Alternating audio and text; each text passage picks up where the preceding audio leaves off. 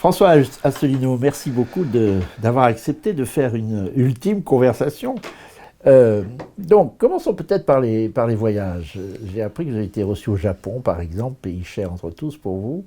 Ah oui, c'est en revenant du voyage que j'avais fait en 2018 en Nouvelle-Calédonie, où j'étais allé porter la bonne parole de l'UPR pour appeler les Calédoniens à voter non à l'indépendance de la Calédonie. Ah, c'est un sujet que je connais assez bien. Oui, vous avez été en poste en Nouvelle-Calédonie. Non, pas en poste. J'ai fait une mission de l'inspection des Mission, finances pendant 3 mois sur notamment la question des terres, qui est une question névralgique, pas seulement en Nouvelle-Calédonie, mais dans l'ensemble de l'Océanie et dans l'ensemble de beaucoup de pays du monde. Et qui d'ailleurs n'est pas sans rappeler les sujets actuels, le problème israélo-palestinien en fait. Il s'agit de deux légitimités différentes sur le même territoire. Et donc, comment se règle ce genre de difficulté? C'est quasiment insoluble. Enfin, malheureusement, l'histoire, si on examine l'histoire avec l'œil froid du clinicien, on s'aperçoit que ça se règle de trois façons en fait. Soit le peuple qui est venu s'installer éradique le peuple qui était là auparavant. Qu'ont fait les États-Unis? Les États-Unis, l'Australie, les îles Hawaï, etc. Soit les peuples colonisés finissent par chasser l'occupant. C'est par exemple la valise ou le cercueil en Algérie, donc tous les pieds noirs qui repartent. C'est le cas dans un certain nombre de pays, beaucoup de pays qui ont été colonisés en Afrique aussi, l'Afrique du Sud, etc. Donc on voit bien ce que ça signifie pour appliquer au conflit israélo-palestinien. Dans un cas, ça serait, il y a plus de, Israël chasse les Palestiniens. Dans l'autre cas, c'est les Palestiniens qui finissent par triompher et qui finissent par anéantir l'État d'Israël.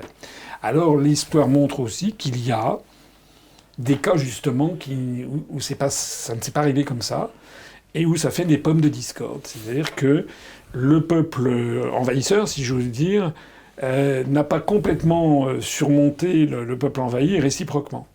Et donc on est dans une espèce de moitié-moitié ou trois quarts, un quart.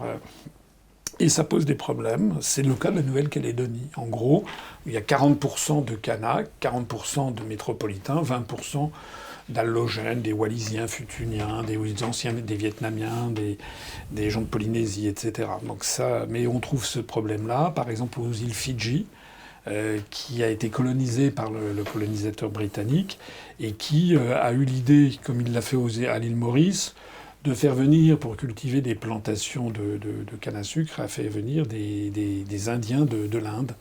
Voilà. Et donc vous avez aux Fidji, à peu près la moitié, c'est des Mélanésiens et un peu Polynésiens, et l'autre moitié, ce sont des Francs. Une connaissance des dossiers qui m'a... Mais c'est intéressant parce que je connais bien les Fidji, j'avais fait une mission justement pour ces questions de terre. Les Fidji, qui est un petit État vu de Paris, bien sûr, mais qui, à l'ONU, vous savez que souvent, les Fidji font partie des contingents des casques bleus pour représenter l'Océanie, parce que c'est un des gros États parmi les micro-États. C'est l'un des plus gros avec la Papouasie-Nouvelle-Guinée. Accepté par tout le monde en cas de conflit, oui. Mais cet État, c'est le seul État où il y a eu au moins 2, sinon 3 coups d'État aux Fidji, parce que la partie mélanésienne refuse que le pouvoir soit pris par un jeu démocratique par les Indiens. Voilà. Alors, pour revenir à vos questions, oui, alors, j'étais allé en... Vous avez continué à voyager en tant que président du PR. Oui, et donc j'avais fait un stop au Japon, j'avais été très très bien reçu, soit dit en passant, ils avaient des fiches. J'avais été reçu donc, par les chefs des différents partis politiques japonais, et aussi par... ça, c'est un entretien qui m'avait vraiment un peu bouleversé, en fait. C'est pas si fréquent. C'était avec Naoto Kan, qui était le premier ministre japonais au moment de Fukushima. Et qui, après, a quitté... Et donc, il est député. Enfin, il était député quand j'y suis passé en 2018.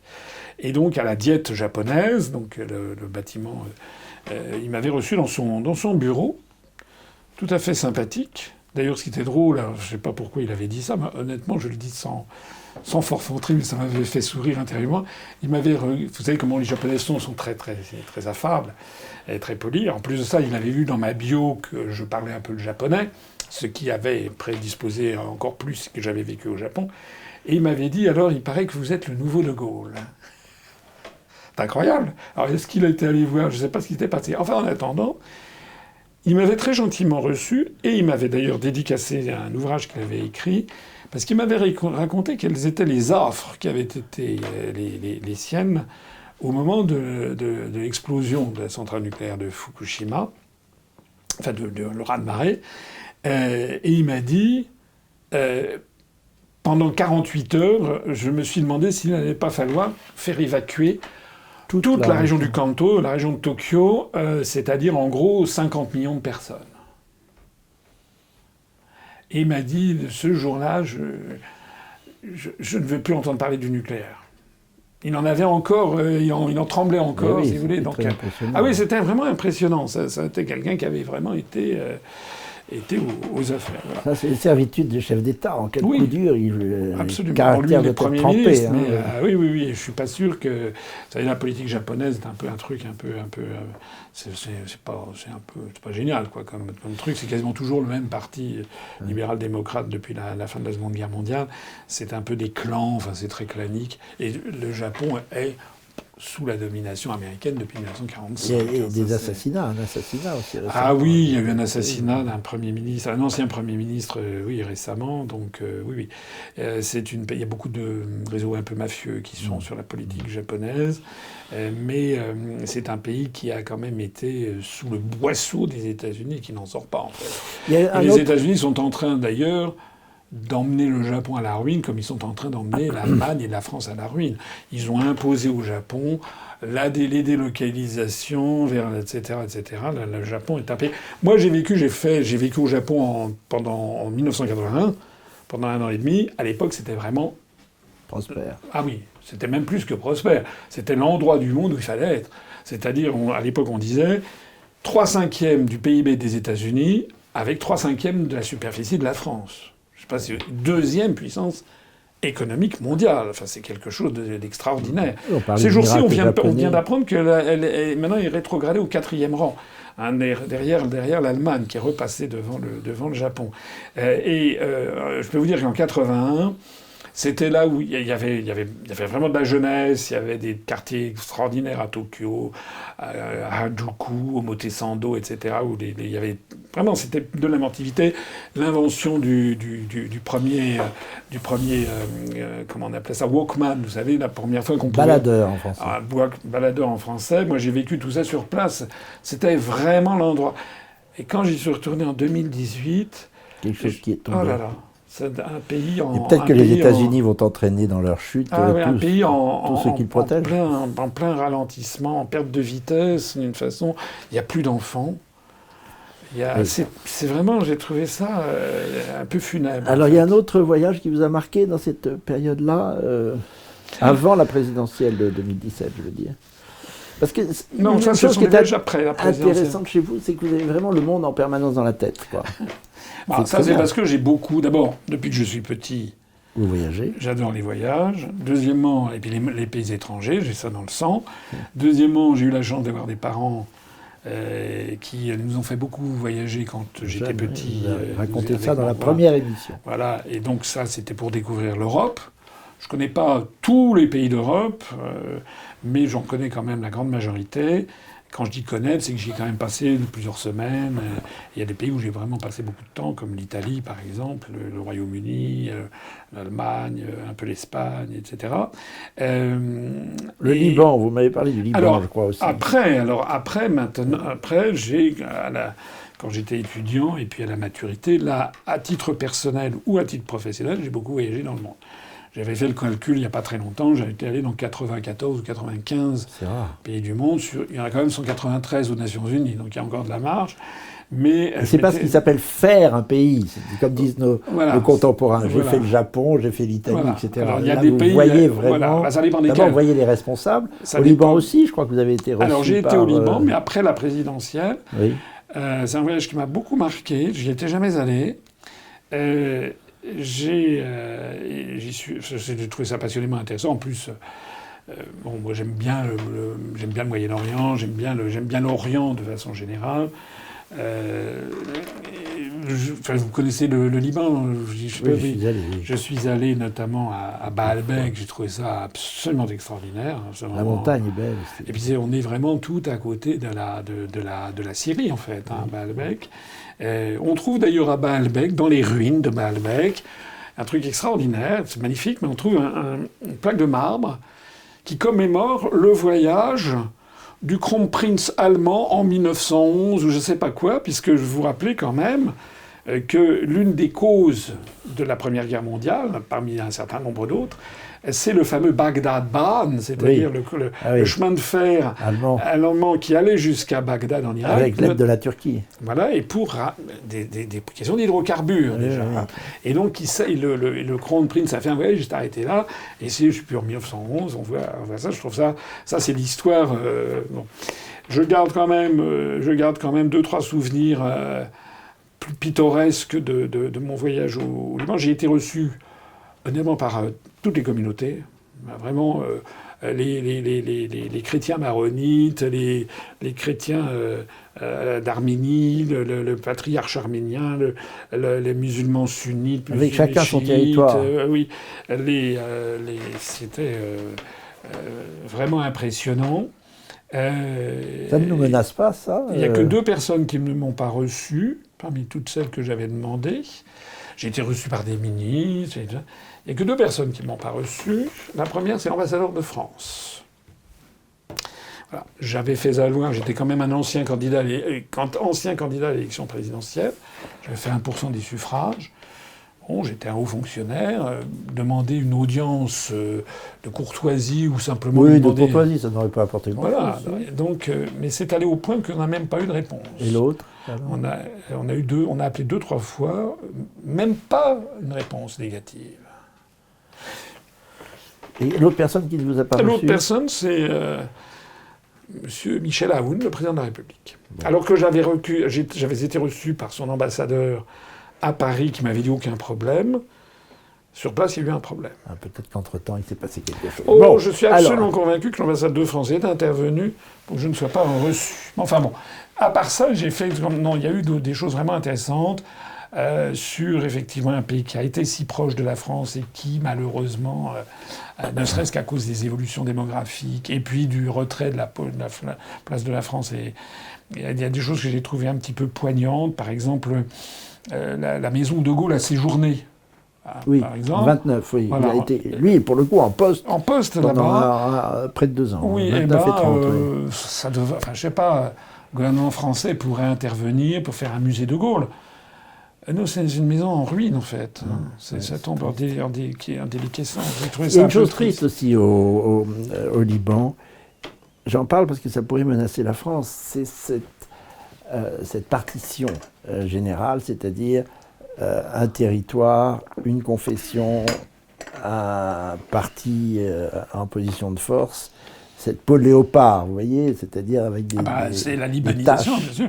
Et ça menace pas la France, ça ? Peut-être. Il faut que tout soit... François Hollande a parlé de sécession, c'est ça ? Oui, mais si vous voulez, il n'est absolument pas dans son rôle. Un chef de l'État français, il n'est pas là en train de commenter. Mais il n'est pas en train de commenter comme un eunuque le fait que l'Empire est en train de s'effondrer. Enfin, qu'est-ce que c'est que cette histoire ? Oui, enfin, la question se pose. Non, mais la question se pose parce qu'on a laissé la question se poser. Donc, on aura l'occasion d'en revenir. Je voudrais quand même terminer sur une autre anecdote que j'ai trouvée assez cocasse. J'ai été reçu par le grand moufti de Beyrouth, qui est donc le chef des musulmans sunnites. Donc vous savez qu'au Liban, cette répartition des pouvoirs depuis les Français, président de la République est un chrétien maronite, Premier ministre est un Premier ministre sunnite, et le président de l'Assemblée nationale est un musulman chiite. Malheureusement, les évolutions depuis lors démographiques ont rendu cet équilibre qui était déjà fragile, de plus en plus fragile. Bref, j'ai été reçu par le grand moufti, et on me dit, les gens qui m'accompagnaient disaient, vous savez... là, c'est quelqu'un de très très important, c'est un entretien de courtoisie, enfin 10 minutes, quoi. Bon, je suis reçu par le grand moufti, qui est un homme que j'ai trouvé très très intelligent, et puis on a discuté le bout de gras, parce que... En français ? Alors, je me rappelle plus, j'ai eu des entretiens en français. Il y a beaucoup de D'autres qui- sunnites francophones. quand Oui, même. alors c'était peut-être en français, oui. Je ne sais plus. Il n'y a pas que les maronite Parce qu'il y qui avait parlent aussi, français, on avait ouais. aussi des traducteurs, mais je ne sais pas. On s'est passionnés l'un pour l'autre pour ce qu'on disait, là, voilà, parce qu'il avait eu, il a vu, enfin, excusez-moi de m'envoyer des fleurs, mais il a vu que je connaissais quand Il même avait bien à- le sujet, que j'avais De quoi voilà, parler. que j'avais de Et quoi à qui parler. parler. Et notamment, à un moment, on est entré, je lui ai parlé justement de la laïcité, de la compatibilité de la laïcité avec l'islam. J'ai cité un des passages du Coran que j'aime bien citer à cette occasion, qui est dans la sourate de Al-Baqarah, la vache, le verset, je crois que c'est 256, La ikraha fid-din. Alors il faisait des yeux ronds, parce qu'il n'avait jamais vu un responsable politique français qui lui donnait l'impression de aussi bien connaître l'islam. Je ne suis pas musulman, il le savait très bien, mais d'y porter de l'attention. Voilà. Ça l'a touché. Et ça l'a touché, puis il s'est dit quand même...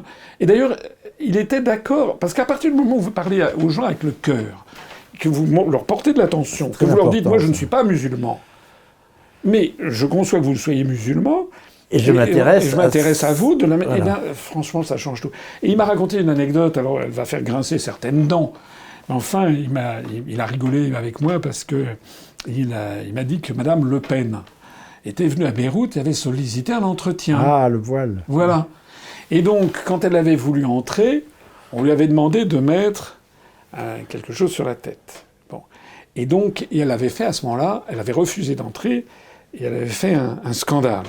Et donc, il a dit, je crois que Mme Le Pen ne connaît pas très bien nos usages.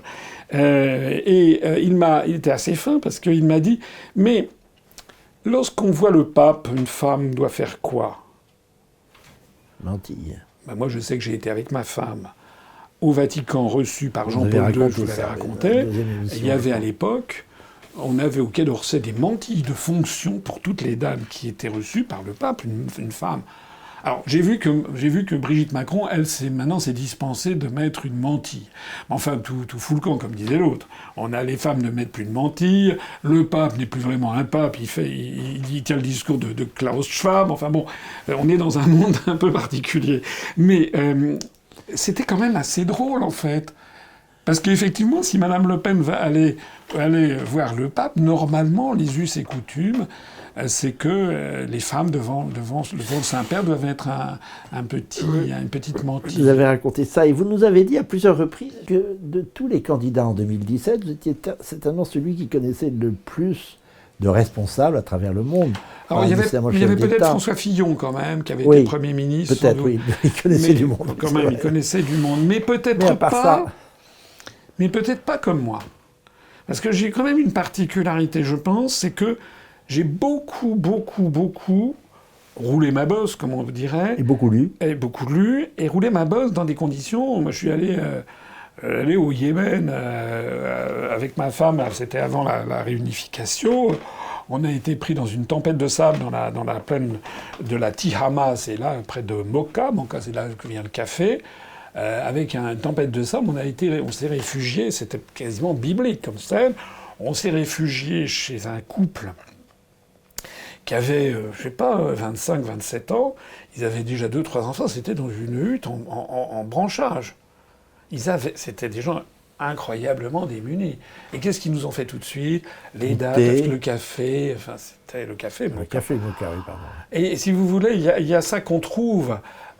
bon, je veux pas jouer un peu les Marie-Chantal, mais quand même, quand on voyage seul dans le monde, ou en couple, mais sans aucune organisation, on a parfois des rencontres... Vous aimez vous perdre un peu comme ça. Comment ? Vous aimez un peu vous perdre Oui. J'ai eu des... Vous avez parlé d'Amérique latine aussi. Oui, j'ai eu des Thaïlande, vous avez parlé de tout ça. Oui, c'est vraiment quelque... Alors ça, je pense, par exemple... Le vrai voyage. Oui, et je pense que de ce point de vue-là, je suis un haut fonctionnaire atypique. Ouais. Voilà.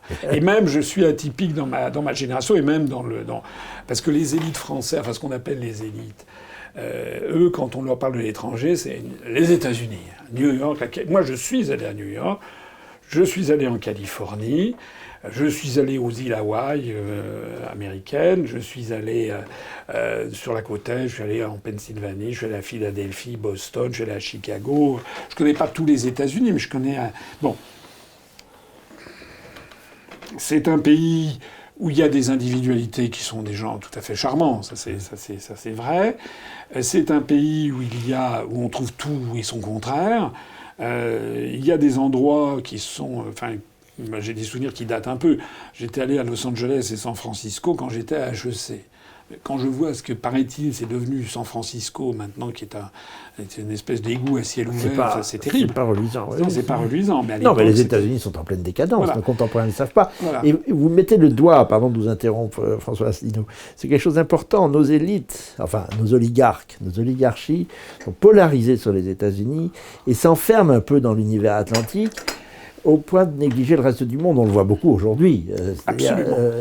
Ils ne comprennent pas le basculement du monde.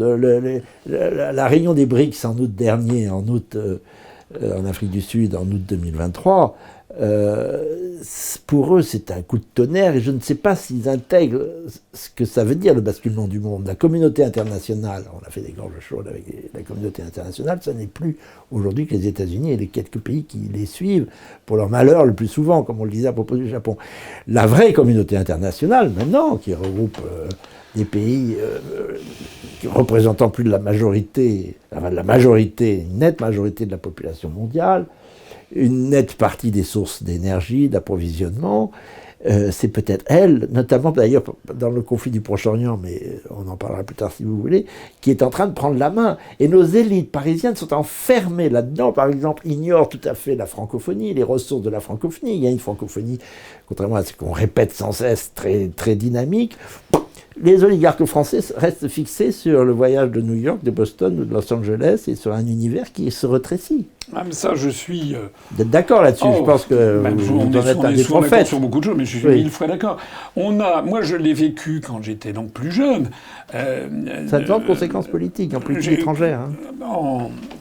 À HEC, excusez-moi, à la sortie de l'ENA, j'ambitionnais de sortir au Quai d'Orsay, je crois que je vous l'avais expliqué, oui. Il faut absolument présenter 2 langues étrangères. Donc il y avait l'anglais, qui est une langue obligatoire, il y avait une option, pour ceux qui voulaient éventuellement sortir au Quai d'Orsay, c'est une 2e langue. Et j'ai eu la coquetterie, non pas de présenter l'allemand, qui est normalement ma 2e langue naturelle, mais le japonais. Bon. Parce que j'avais appris sur place à parler un peu le japonais. Et j'ai eu un petit texte, j'ai réussi à déchiffrer. J'ai réussi à faire une petite conversation en japonais avec les examinateurs. Je crois qu'on était 2 ou 3 à présenter. Et ils m'ont mis... J'ai eu 4 sur 5. Et je crois qu'ils n'avaient jamais mis cette note. C'est quasiment la note dont je suis le plus fier de toute ma scolarité à l'ENA. Mais ensuite, j'étais considéré avec ça... C'était un peu, voilà, quelqu'un. Moi, je sais que quand je vais dans des pays étrangers, j'essaie toujours de comprendre. Je suis allé au mariage il y a quelques années d'un ami qui se mariait en Algérie, en Kabylie, et c'était moi qui lui lisais les textes, des trucs en arabe. Je lui ai fait l'effort d'arriver à déchiffrer l'arabe. Vous savez faire ça? Il faut de l'effort. Bah oui. J'avoue que j'ai essayé de faire la même chose au Sri Lanka avec toujours plus fort. Avec l'écriture singalaise. C'est épouvantable. C'est assez épouvantable. C'est pas évident. Mais j'ai fait l'effort, par exemple, au Japon. Je connaissais 350 caractères. Il en faut 1800 pour lire un livre. Mais cet effort-là, c'est l'accès à un autre univers. Aux civilisations du monde, à la diversité de l'univers. Et je peux vous assurer que dans ma scolarité, puis ensuite quand j'étais dans la haute administration, c'était considéré quasiment comme une espèce de superfluité, quelque chose d'une espèce de dandysme intellectuel que de connaître un peu les caractères chinois. C'est quand même incroyable. C'est-à-dire qu'on est effectivement avec des élites françaises, une classe dirigeante française, qui ne jure que par les États-Unis d'Amérique. Ou par un univers très rétréci. Et un univers rétréci. Alors nous, on nous accuse, souverainistes, que vous aimiez le mot ou pas, ou les nationaux, d'être fermés. Alors nous sommes les frileux, nous sommes fermés au reste du monde. C'est exactement l'inverse. C'est exactement l'inverse. C'est ce que vous nous dites. Vous savez, cette belle parole de Gaulle qui dit que les grandes figures de l'histoire mondiale ont d'abord été des grandes figures de leur histoire nationale. Et bien sûr. De Gaulle était un homme quand même très cultivé, qui connaissait quand même très bien le monde entier aussi, et je pense que c'est vraiment ce qui manque. Je pense que quelqu'un comme ceux qui se sont succédés, Chirac connaissait bien, je vous l'ai peut-être déjà raconté, oui. Voilà, il avait une large culture générale, notamment il connaissait assez bien le monde. Je crois qu'il avait été tenté par être plus ou moins capitaine au long cours quand il était jeune. Enfin, il y a un côté grand large. Voilà, mais qui est rare. Voilà, mais qui est rare. On ne retrouve pas chez Hollande, même pas chez Macron, qui fait pourtant profession dans le monde. Non. D'ailleurs, on voit bien qu'en ce moment, Macron, il est tricard de partout. Oui, plus personne ne veut le voir, donc il se rattache. Il veut aller internationale. Voilà, donc il est même pris pour un plouc. Mais oui. Donc il va chez qui veut bien le recevoir. Enfin, c'est un peu. On a l'impression qu'il fait du mileage, vous savez, pour avoir ensuite des billets gratis. Et puis on a eu, et si je n'aurais pas eu les parrainages, s'il n'y avait pas eu ça, on a eu un événement fondateur qui a été le vote du Brexit. Le référendum en 2016. Oui. De telle sorte qu'avant, il y a l'avant et l'après. C'est-à-dire quand on commençait à aller chercher. J'avais quand même on avait été candidat aux élections régionales, il y en avait qui se rappelaient, ah oui, c'est vrai, vous avez été, mais enfin, on était considéré comme un micro-parti, et ils me disaient, mais qu'est-ce que vous proposez dans le sortir de l'Union européenne? Ah oui, non, mais c'est pas du tout mes idées, etc. Bon, on disait, mais c'est pas parce que c'est pas arrive le référendum anglais. À partir du moment du référendum, juin 2016. Il y a eu quand même, ça a changé un an avant l'élection. Voilà, il y a eu beaucoup de maires qui ont dit, écoutez, je suis pas d'accord. Ou alors, franchement, c'est très exagéré. Mais là, ils étaient coincés. Écoutez, les Britanniques, depuis la Magna Carta 1215, c'est quand même le pays qui a été en pointe de liberté publique en Europe. Ils continuent. Et ils continuent, voilà. Ils ont inventé l'habeas corpus, ils ont inventé les syndicats, les trade unions, auparavant la monarchie parlementaire. Ils ont été les seuls à résister à Hitler en 1940. Et puis maintenant, ils sont les premiers à être... Seuls à résister à Hitler. Ils ont failli tomber sous le charme, toute la Ah non, mais ça c'est encore une autre histoire. Mais enfin bon. La bonne Angleterre et la mauvaise France, je demande à voir. Okay. Ils étaient beaucoup plus près de basculer dans la nouvelle Europe. En attendant, entre juin 40 et juin 41, ils ont été le seul pays au monde en guerre avec Adolf Hitler. Voilà. Bon. Toute l'Europe s'était rangée derrière l'Allemagne hitlérienne, et les États-Unis fricotaient avec l'Allemagne hitlérienne. Bon. Donc c'est comme ça que les choses se sont passées. Enfin bref, donc tout ça. Donc vous aimez l'Angleterre, voilà. Non. J'aime bien. Moi, je porte un intérêt sincère aux gens. Voilà. Vraiment. Je crois que c'était... Un jour, c'est ce que m'a dit Pasquale. Il m'a dit, et ce qu'il y a de bien avec vous, c'est que, en fait, on voit que vous aimez les gens. Et il avait dit qu'on ne peut pas faire de politique si on n'aime pas un peu les gens. Oui, ça, et franchement, je porte...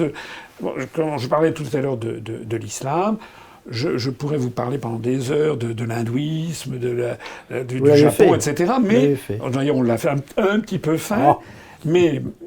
Parce que je porte de l'intérêt à autrui. Et parce que plus on porte d'intérêt à autrui, plus on apprend. Plus on en apprend sur soi-même et sur pourquoi je suis devenu un amoureux de la France. Parce que c'est mon pays. Parce que je vois que je suis le fruit de cette terre, de cette civilisation. Et un parmi d'autres. Voilà. Et que, dans le monde. Et que nous sommes différents. On a un vrai message de la France à porter. Et là, je suis effaré de voir que la médiocrité ambiante de nos dirigeants. Parce qu'ils pensent, par exemple, qu'on est tous pareils avec les Américains. Non, pas du tout. C'est ce que disait De Gaulle, la France, nation parmi les nations du monde. C'est-à-dire à la conscience de l'altérité. Voilà. Une immense diaprure de civilisation qui constitue le monde et qu'il faut connaître et aimer. Et aimer pour les connaître, justement, comme vous dites. C'est exactement ça. C'est très beau. Et en fait... C'est d'ailleurs ce qui me fascine, c'est que les européistes, en fait, pas du tout. ont un gros problème avec l'altérité. Ah oui, pas du tout. Quand on leur explique, parce que ce que je dis là du Japon, de l'Inde ou de l'Arabie Saoudite ou je ne sais pas quoi, on peut dire la même chose de l'Allemagne. Les Français ne connaissent pas l'Allemagne. Mais vraiment. D'abord, il y a très peu de Français qui parlent l'allemand. Ceux qui parlent bien l'allemand, ce qui n'est pas mon cas, sont encore plus rares. Or, vous savez qu'une langue maternelle formate l'esprit. C'est très très important à comprendre. Donc on a des différences extraordinaires avec les Anglais, avec les Allemands. Par exemple, sur un truc comme la woke culture et la question du genre. Vous savez que la France, enfin, la langue française, comme les langues latines, sont des langues extrêmement sexuées. C'est-à-dire, il y a vraiment le masculin et le féminin. C'est vraiment... les latins. Voilà, les latins. Mais vous savez, on dit un homme, une femme. Mais en anglais, a man, a woman, c'est une langue non sexuée. C'est vrai.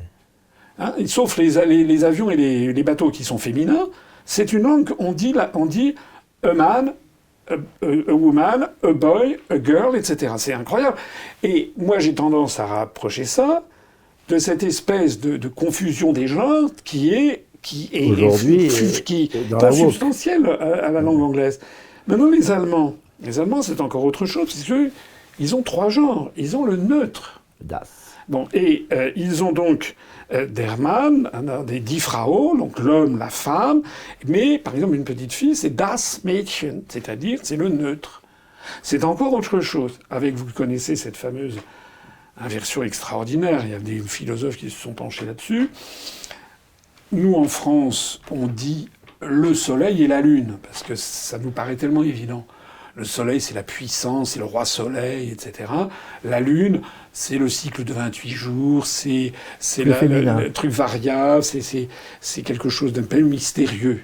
C'est un peu les archétypes de l'homme et de la femme, dans des grands archétypes mentaux. Bon, on retrouve exactement ce qu'on trouve dans la civilisation chinoise, puisque le yin et le yang, en fait, la bonne traduction, c'est l'adré et l'ubak, c'est-à-dire l'adré, c'est la partie de la colline ensoleillée, principe masculin pour les Chinois, et l'ubak, c'est la partie de la colline qui reste toujours à l'ombre, qui est orientée vers le nord, principe féminin. Donc yin et yang, à l'origine, ce sont des termes d'agronomie dans la civilisation chinoise la plus ancienne.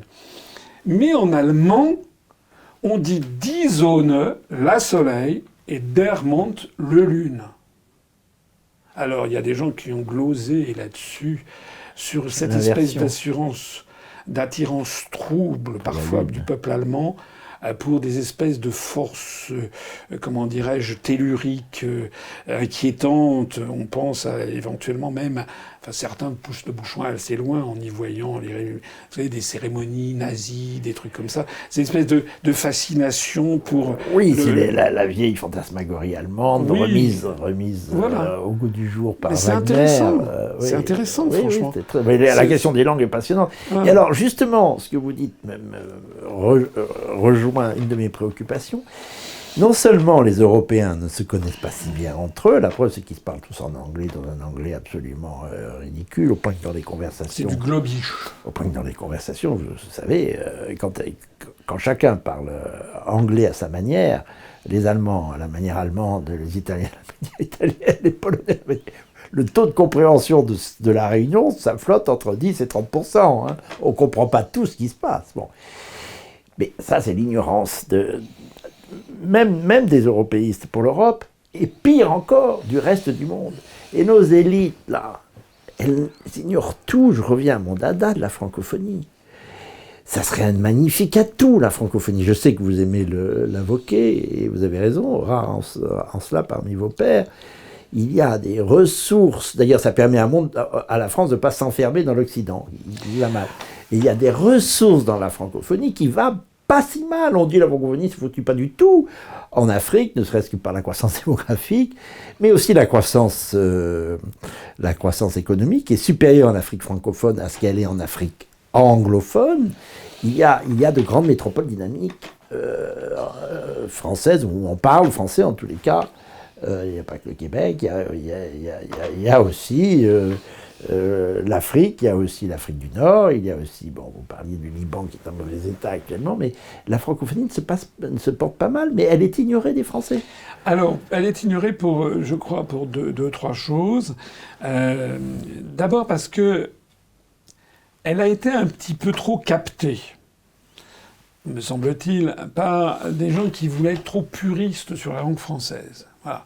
C'est-à-dire, les gens, voilà, c'est pas moi j'aime bien un peu utiliser l'imparfait du subjonctif de temps en temps, mais bon, parfois, la francophonie a été captée par des gens qui jouent un petit peu les pères tape durs, les maîtres d'école. Là, il faut parler en bon français, trop puriste. Je suis pas sûr que ça attire beaucoup les gens. Mais fondamentalement, c'est parce que on a appris aux Français à se détester. Voilà. C'est une espèce de... On parle toujours en France d'antisémitisme, d'islamophobie, de je sais pas quoi, d'homophobie, etc. Mais la vérité, c'est d'abord la francophobie qui est en France. Nous sommes dirigés par des gens... Et tout ce qui nous ressemble, nous en éloignons. Voilà, je crois pas qu'on trouve facilement dans d'autres langues l'équivalent de l'adjectif franchouillard, par exemple. Vous aviez dit, je l'avais déjà dit. Donc je trouve que il y a fondamentalement l'idée que la France, c'est un truc complètement passé de mode, etc. Ce qui est complètement faux. Et on arrive à ce paradoxe que c'est en France que l'on torpille la langue française.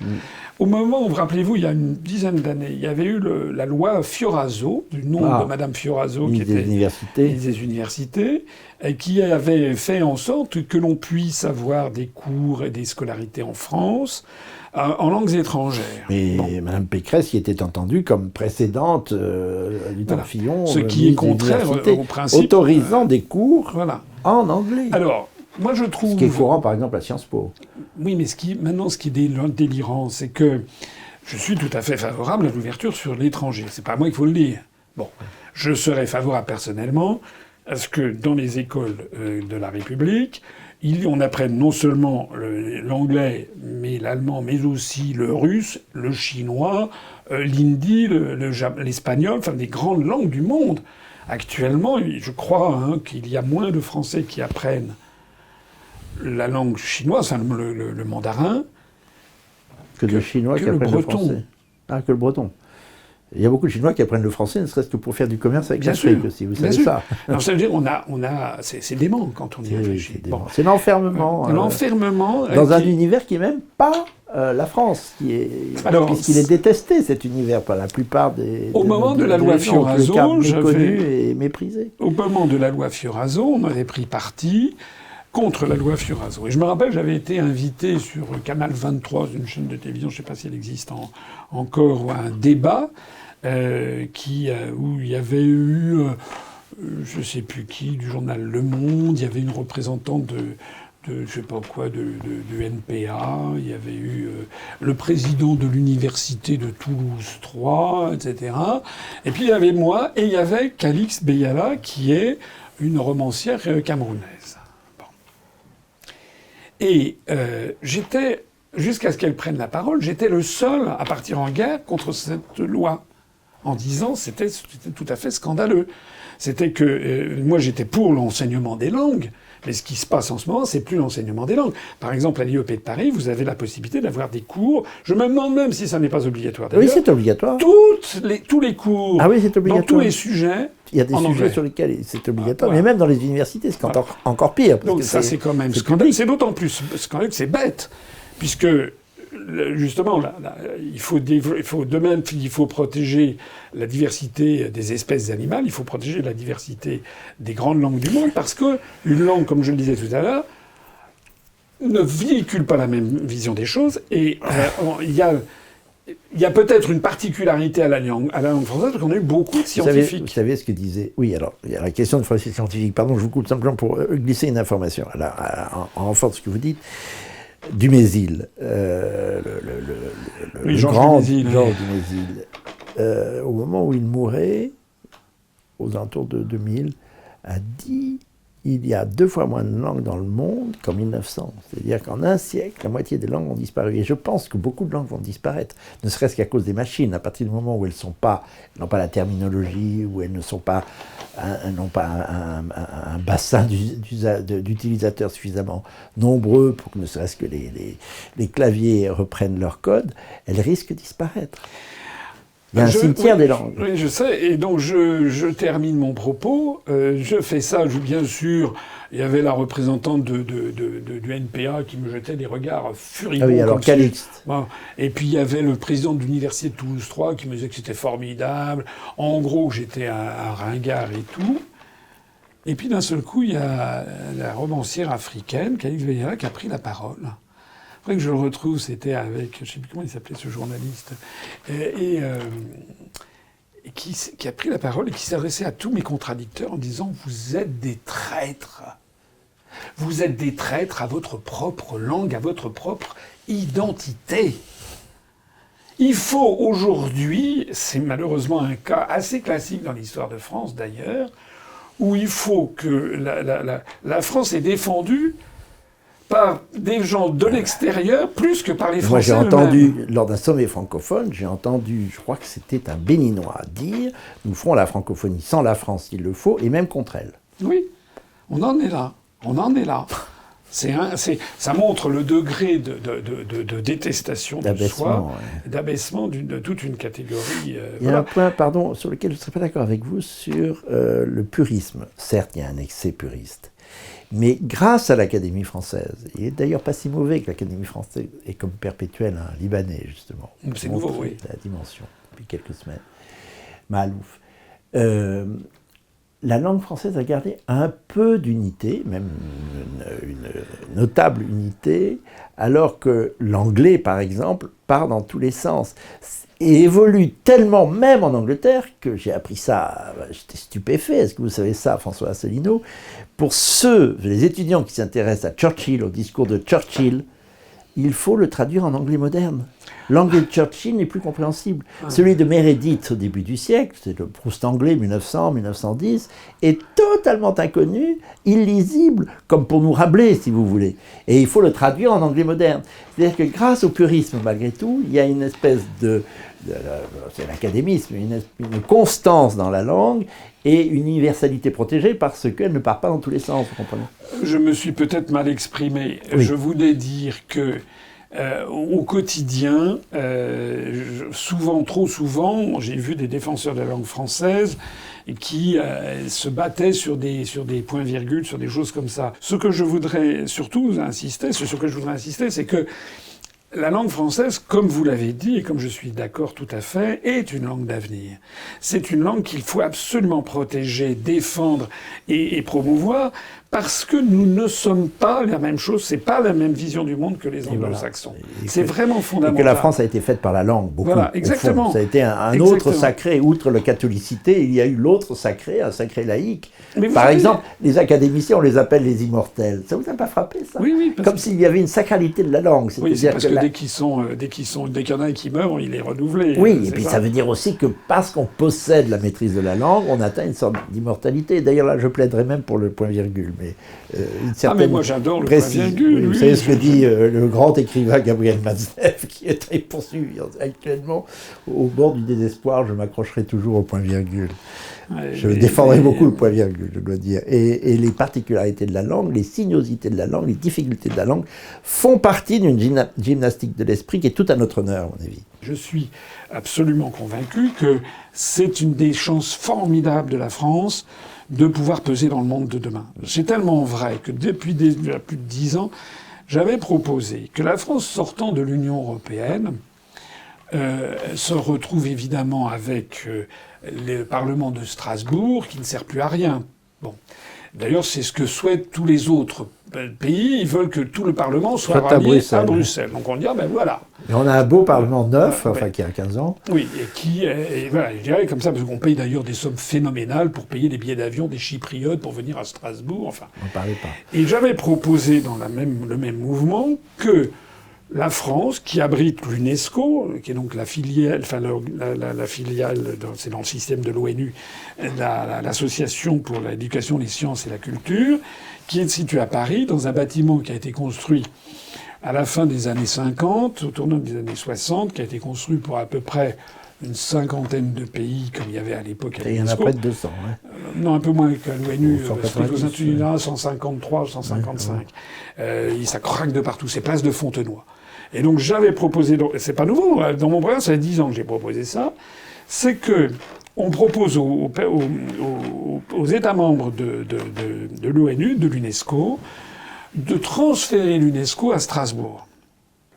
Strasbourg qui deviendrait d'ailleurs au passage la capitale de la concorde des civilisations, parce que je suis contre le choc des civilisations, la concorde des civilisations entre le monde latin et le monde germanique. Et là, on a un bâtiment qui est beaucoup plus grand qu'à Paris, et où on aurait là d'un seul coup quelque chose qui donnerait un rayonnement extraordinaire. D'ailleurs, à la ville de Strasbourg, parce que je sais qu'il y a des gens... Ça ferait plaisir aux Strasbourgeois. Mais oui, ça, je pense. mais ça ferait un... Oui. Et j'avais prévu, c'était une espèce d'opération tiroir, comme on dit en immobilier. Place de Fontenoy. Voilà, que le place de Fontenoy, on revivifie ce qu'avait été la volonté de Charles de Gaulle d'avoir la communauté des États francophones. Et où on est cette fois-ci un parlement de la francophonie, où la France ne serait plus la puissance coloniale, mais serait un des pays membres de la francophonie. Et dans ce Parlement, avec, là, ça conviendrait très bien, une quarantaine d'États, c'est parfaitement... 50 États, c'est à peu près. Oui, enfin...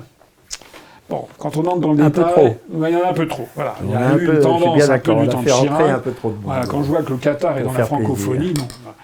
Moi, je ne suis pas d'accord avec ça. C'est vrai. Avoir de l'autorité, c'est aussi savoir dire non. Et moi, j'estime que, personnellement, on devrait dire non à un pays comme le Qatar, qui n'a rien à faire. Et alors, avec à la clé une reconversion des aides à la coopération, dont les 2/3 vont à des pays européens. Voilà. J'ose pas citer. Mais tout se tient, si vous et voulez. Qui dégarnit l'Afrique. Oui, et tout se tient, parce que... Dans le Nouveau Conservateur, pardon de faire un petit passage publicitaire, dans le Nouveau Conservateur numéro 12 du mois de décembre, vous verrez un très bel article d'Ilias Zouari, je crois que nous le connaissons l'un à l'autre. Oui, je le connais. Qui montre l'évolution, la diminution des crédits accordés à l'Afrique parallèlement à une augmentation des crédits de coopération accordés aux autres pays européens. Ça aussi, c'est de l'enfermement dans l'Europe. C'est non seulement de l'enfermement, mais ça fait 16 ans et demi que je dis que c'est une injustice incroyable. C'est ça. Et à partir du moment où on revient sur un pied d'égalité, et c'est comme je disais tout à l'heure, oui, et on s'intéresse aux autres. D'une façon sincère, honnête, et où on s'aperçoit qu'en effet, il y a énormément de choses à développer, de choses à faire, et qu'on a beaucoup plus d'affinités avec des pays qui sont en plein développement, mine de rien, comme un certain nombre de pays d'Afrique. Le Sénégal, il a des taux de croissance très impressionnants, ou d'autres pays d'Afrique. Côte d'Ivoire. Comment ? Côte d'Ivoire, etc. Donc il faut que on change ce regard paternaliste, etc. Et puis aussi, c'est, comme vous l'avez dit, enfin, c'est ce que je dis moi-même depuis des années, la France se renferme dans un petit monde en train de se rétrécir, de se recroqueviller. Sous la houlette des États-Unis, ce sont les pays qui, en fait, n'ont plus de ressources en hydrocarbures. Et donc, au lieu d'être en bon terme... Avec les pourvoyeurs d'énergie, et Dieu sait que l'énergie, la politique arabe de Gaulle, une politique intelligente vis-à-vis de la Chine, de la Russie, etc. On se met derrière une puissance, un groupe d'États qui n'ont plus de ressources, en fait. Donc, inéluctablement, nous serons amenés soit à la dégringolade économique, soit à des guerres d'appropriation, des guerres de rapine. Ici, j'ai deux questions importantes l'une et l'autre. Bravo pour dire ce que vous dites.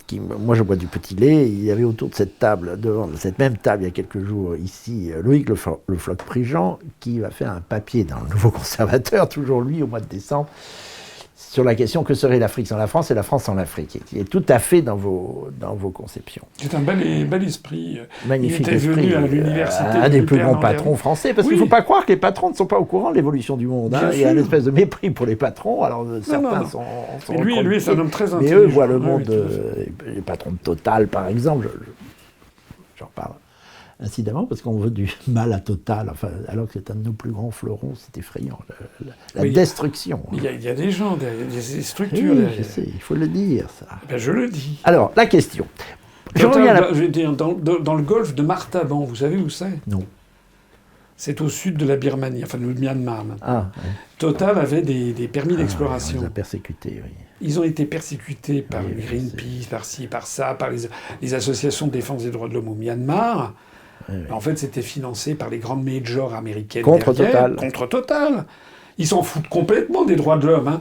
Les droits de l'homme, il faut voir ce que c'est, les droits de l'homme au Bahreïn ou ou en Amérique latine. Oui, ou en Arabie Saoudite. Les Américains s'en foutent. Non, ce qui leur plaît pas, c'est quand en effet il y a des sociétés françaises qui leur dament le pion. Et là, vous avez des entreprises de dénigrement par des sous. Mais relayées par des Français, c'est ça qui est effrayant. Bien sûr, bien sûr. Le patron de Total en souffre beaucoup de ça. Bien sûr. Alors, pourquoi, sachant ce que vous dites, qui peut rencontrer, je crois, beaucoup d'espérance chez les Français, finalement, ils ne demandent qu'à cela, par exemple, à utiliser aussi, on peut en parler, mais on l'a déjà fait un peu, la carte ultramarine française, c'est-à-dire notre domaine maritime, qui est une énorme carte pour la France dans l'avenir. Pourquoi ces questions n'arrivent jamais dans les débats, et notamment dans le débat présidentiel? C'est le moment où jamais d'aborder ces grandes questions d'orientation générale pour la France dans le XXIe siècle. Pourquoi? Parce que les journalistes ne vous posent pas la question, parce qu'il est impossible d'imposer dans le débat des nouveaux sujets. Qu'est-ce qui se passe pour que ce soit occulté? Parce que fondamentalement, je pense qu'il y a une contradiction insurmontable entre la francophonie et la construction européenne. Parce qu'on ne peut pas vouloir des priorités contradictoires, en fait. Il est là le problème. Et si vous êtes pour la francophonie, si vous développez cette vision du monde qui est la nôtre, c'est-à-dire que la France, elle doit d'abord défendre les pays qui partagent la même langue qu'elle, parce qu'ils ont quand même, d'une certaine façon, un peu une même vision du monde. Ils ont aussi une histoire, un historique, ils ont des choses comme ça. Si on doit donner l'argent que l'on donne plutôt que de le donner aux pays baltes ou à la Bulgarie, etc., qui sont encore une fois des pays qui sont déjà développés, et pour ne pas parler de l'Ukraine où on va donner des milliards, pour ne pas parler d'ailleurs des 7 États que Mme von der Leyen veut faire entrer, M. Macron est d'accord, c'est-à-dire le Kosovo, l'Albanie, la Géorgie, le Monténégro, etc. Les Français ne sont absolument pas concernés. Simplement, tous ces États veulent entrer dans l'Union européenne. Vous savez, je crois que je vous l'avais pas déjà dit, c'était comme la Calas, hein, quand elle s'était mariée avec Onassis, quand on lui disait « Mais pourquoi vous mariez, vous, si jeune, si belle, avec ce vieux barbon de Aristote Onassis, qui était un milliardaire grec ?» Et elle avait répondu d'une façon majestueuse « Je veux me marier avec lui parce qu'il est beau comme Crésus. » Voilà. C'est-à-dire qu'en fait, ils s'en fichent éperdument, les pays de l'Est qui veulent entrer dans l'Union européenne, ils s'en fichent des grands propos sur l'Europe, ils veulent l'argent. Mais nous, cet argent-là, d'abord, on devrait d'abord et avant tout le consacrer à la France, parce qu'en France, il y a énormément de travaux qui sont laissés de côté, mais le reste, le réorienter, et ça ne serait que justice, vers ces pays qui permettent d'avoir une autre vision du monde. Donc il y a contradiction. De la même façon qu'il y a une contradiction insurmontable en matière de diplomatie. Je vois qu'on a, dans le traité de Maastricht, le deuxième pilier, politique étrangère de sécurité commune. La PESC. Titre 5. Voilà, qui est devenu ensuite la PESD, la politique étrangère de sécurité et de défense, avec les traités ultérieurs. Bon. On a vocation à avoir la même politique étrangère. On a même un GUS, qui se trouve être d'ailleurs M. Borrell, cet Espagnol qui fait quand même... Enfin bref, je ne veux pas être enfin bon, bref. Monsieur Borrell, il est le haut représentant à la politique étrangère. On est censé... Donc normalement, si les peuples d'Europe, si les pays d'Europe, si les dirigeants européens étaient conséquents, cohérents avec leur propre... Ils devraient décider de fermer boutique. Pourquoi est-ce qu'il y a encore un ministère français des Affaires étrangères, un ministère allemand? Pourquoi est-ce qu'on a des ambassadeurs? Il y a des ambassadeurs de l'Union européenne dans la plupart des grands pays. Donc en fait, ça veut dire quoi? Et l'ambassadeur de France, au milieu de tout ça, il ne sait pas ce qu'il fait là. Mais bien sûr, mais bien sûr. Ça veut dire quoi? Ça veut dire que nous avons des dirigeants qui ne savent pas ce qu'ils veulent et qui ne veulent pas ce qu'ils savent, comme disait De Gaulle. On ne peut pas à la fois courir un lièvre, un autre, et qui sont complètement contradictoires. Si on veut vraiment avoir une souveraineté européenne, comme dit Macron, alors il devrait proposer un grand saut, comme on nous dirait. On supprime tous les ministères des Affaires étrangères. Et un corps diplomatique unique. Voilà. Mais il a commencé par détruire le corps diplomatique français. Voilà. Et le pire, c'est qu'on aurait beau avoir un système diplomatique commun, on n'aurait aucune politique commune. C'est la bonne vieille phrase de Philippe de Saint-Robert. L'Europe ne peut parler d'une seule voix que pour ne rien dire, puisqu'on n'est pas d'accord. C'est la neutralisation de tous les pays européens. On l'a vu, notamment encore très récemment. Et on l'a vu récemment sur la Palestine. Parce qu'il y a eu 2 votes demandant une trêve humanitaire. Il y a eu un premier vote au Conseil de sécurité où 4 pays s'y sont opposés, les États-Unis, le Royaume-Uni, la France, qui ont tous les 3 donc utilisé leur veto, plus le Japon. Donc ce qui est quand même très, très choquant, au motif qu'il n'était pas question du Hamas dans cette histoire. Et puis il y a eu un deuxième vote à l'Assemblée générale des Nations unies, donc cette fois-ci devant la plénière. Et là, il y a donc les 27 États de l'Union européenne qui se sont exprimés. Là, on a vu quoi? On a vu 4 États qui ont voté contre cette trêve humanitaire, dont d'ailleurs, je parle 4 États parmi les 27, hein, parce qu'on a vu quoi au niveau mondial, on a vu les États-Unis, Israël qui ont voté contre la trêve humanitaire, toute une série de micro-États du Pacifique Sud, les îles Marshall, Nauru, etc., qui sont financés en fait par les États-Unis, donc qui ont fait pression pour qu'il en soit ainsi. Donc il y a dû y avoir une quinzaine de pays dans le monde qui ont voté contre la trêve humanitaire. Mais pour ce qui concerne l'Europe, sur les 27, il y a eu 4 États qui ont voté contre, dont d'ailleurs la Hongrie de M. Orban, dont la politique, la diplomatie est quand même à regarder d'un peu près. Il y en a 15 qui se sont abstenus, dont d'ailleurs l'Allemagne. Et il y en a 8 qui ont voté pour la trêve humanitaire, dont, au miracle, la France. Avec la Belgique, avec un certain nombre d'autres. Dispersion totale. Voilà. Alors ça veut dire au passage que la France, elle-même, ça va pas. C'est-à-dire que on dit, enfin ça c'est Macron, il sait même pas ce qu'il veut. Bon, on est les ozos. Bon. Mais ça veut dire en tout cas que sur les 27, ben vous voyez que c'était... L'Europe peut parler d'une seule voix que pour rien. Écoutez, je renvoie aux gens qui s'intéressent à ça. J'ai fait une vidéo qui a 16 ans, qui s'appelle « Qui gouverne la France voilà. ?» et où j'ai montré que la quintessence pour comprendre le piège conçu par les Américains après la Seconde Guerre mondiale de la construction européenne, c'est un des 36 stratagèmes de l'art chinois de la guerre, qui est ce qu'on appelle le stratagème des chaînes. Voilà. C'est-à-dire que plus vous avez d'États aux intérêts opposés, que vous mettez dans un truc en disant rappelez-nous quand vous serez d'accord sur tout, ça fait 66 ans après le traité de Rome, on est toujours au même point. Il y a encore pas mal de points à traiter importants. Vous avez cité Alfred Sauvy, François Asselineau tout à l'heure. Je peux témoigner parce que je l'ai entendu, je l'ai rencontré qu'une seule fois, le dire lors d'un repas d'une dizaine de personnes sur la francophonie, justement. Et il a écrit « Le 21e siècle », nous étions vers 1985-90, « Le 21e siècle sera un siècle de grandes migrations, de grandes invasions. » Je pense qu'il a dit invasion plutôt que migration parce que ça m'avait choqué un peu. Et est-ce que nous n'y sommes pas ? Alors oui, en partie, je l'ai... Parce que la francophonie, pardon, il y a un autre volet dans ma question, après je vous laisse répondre sur les deux côtés. La francophonie peut passer, aux yeux de bien des Français, pour une accélération de l'immigration en provenance de pays africains, alors que c'est, à mon avis, c'est différent. Plus on aura de relations, y compris financières, avec des pays francophones, plus on aura barre. En tous les cas, on pourra dialoguer pour reprendre leurs nationaux, pour les empêcher de les lâcher dans la nature, vers le nord. Et c'est plutôt l'inverse. La francophonie est une arme contre l'immigration. Alors, il y a deux aspects. Oui, il y a deux aspects des choses. D'abord, l'avenir, il sera de ce qu'on en fera. Deuxièmement, il y a des tendances lourdes. Et vous savez que parmi les faits porteurs d'avenir, la question démographique arrive. C'est la seule science dure et qui permet de prévoir l'avenir de façon très très fiable à horizon de 5 ans. Et puis c'est un peu comme les phares dans une route avec du brouillard. À horizon de 20 ans, 30 ans, ça dépend des hypothèses sur le taux de nuptialité, le taux de fécondité, le taux de mortalité, etc. etc. Donc il y a des hypothèses différentes. Ce qui est sûr, on en parlait tout à l'heure, c'est que depuis que l'homme est sur Terre, lorsque vous avez des zones avec une très forte croissance démographique et des zones pauvres, qui d'ailleurs l'un va avec l'autre, parce que la pauvreté s'accompagne d'une forte fécondité. Puis quand ces pays entrent dans le processus du développement, absolument partout, dans toutes les civilisations, sur tous les continents, le développement économique fait chuter le taux de fécondité. Voilà.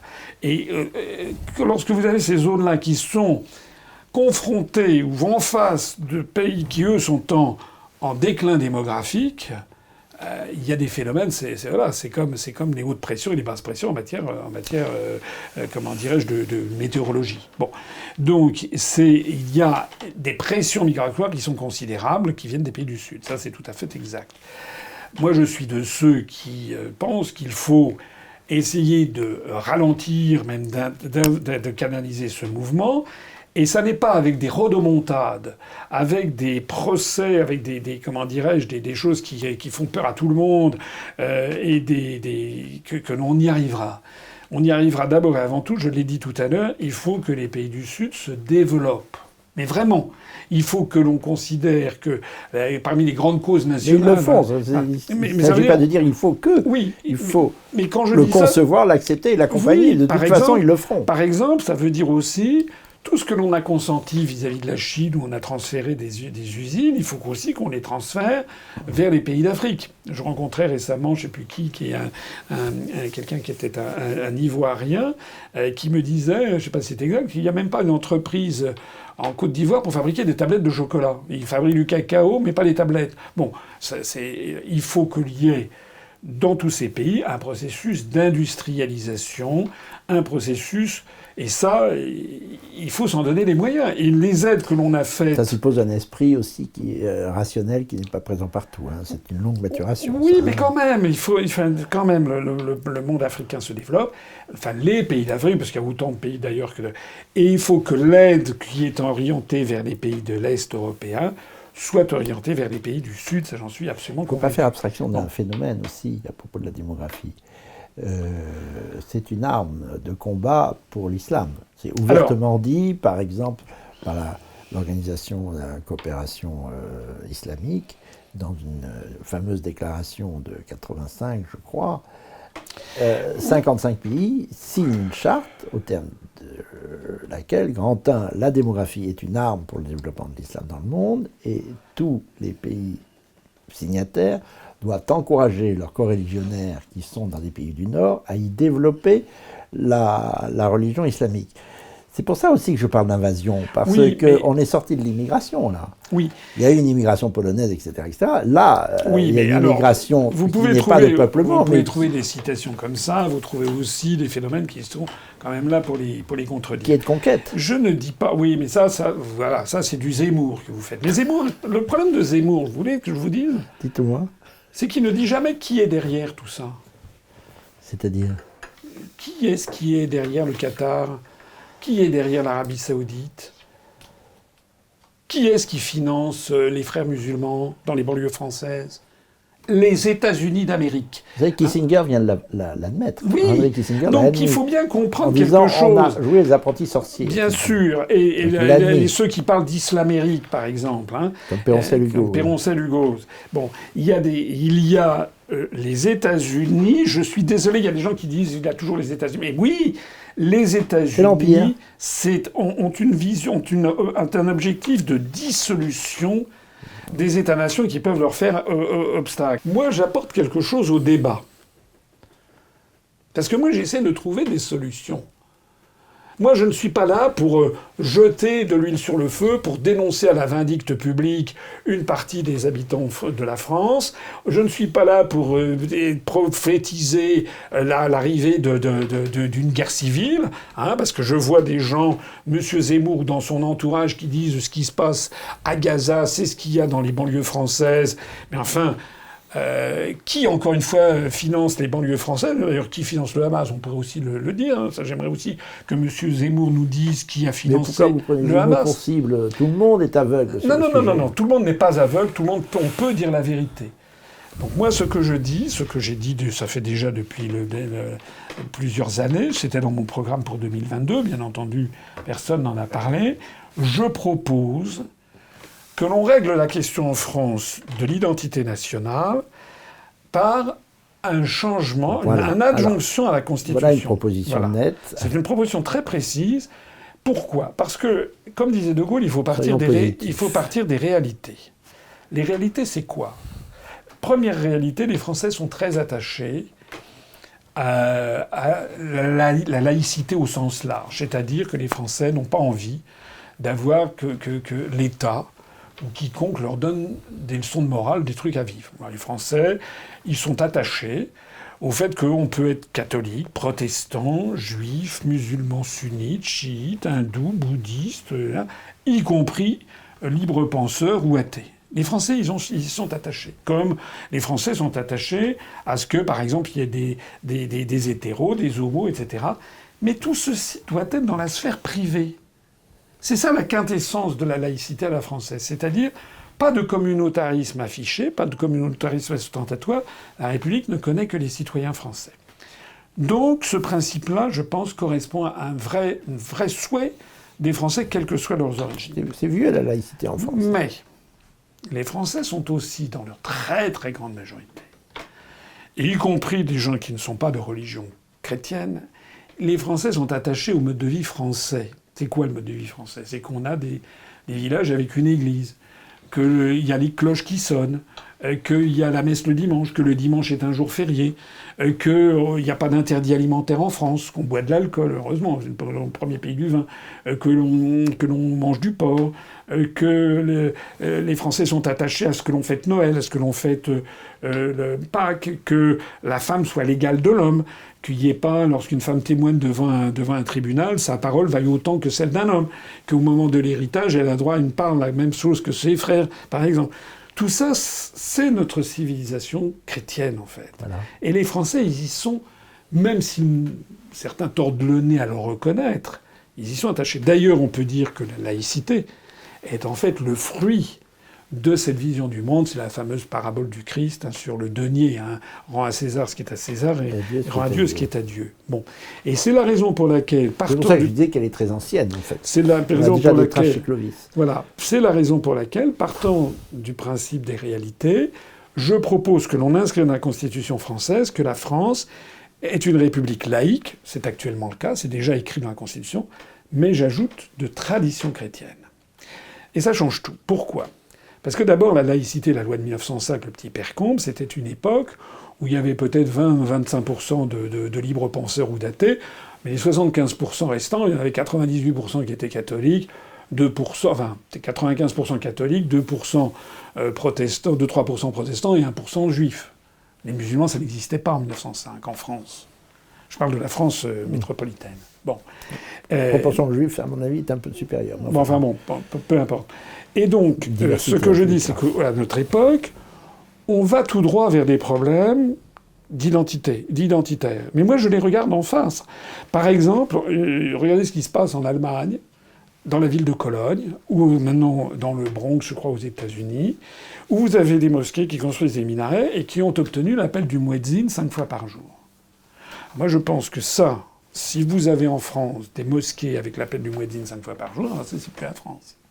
Là, c'est effectivement autre chose. Là, on va vers la libanisation. C'est pour ça qu'on en parlait tout à l'heure. C'est pour ça qu'on en parlait tout à l'heure. Et moi, je ne veux pas de ça. Mais moi, je le dis très clairement. Et je dis, et je suis sûr que 90% des Français sont d'accord avec moi, y compris des Français musulmans d'origine du Maghreb, qui sont très contents de vivre ensemble avec la douceur française. Il y en a un certain nombre aussi qui boivent de l'alcool, etc. Bon, libre à eux de faire ce qu'ils veulent. Ce que je veux dire par là, c'est que on va avoir un problème qui va se poser dans les années qui viennent, si on ne réagit pas, qui se pose déjà.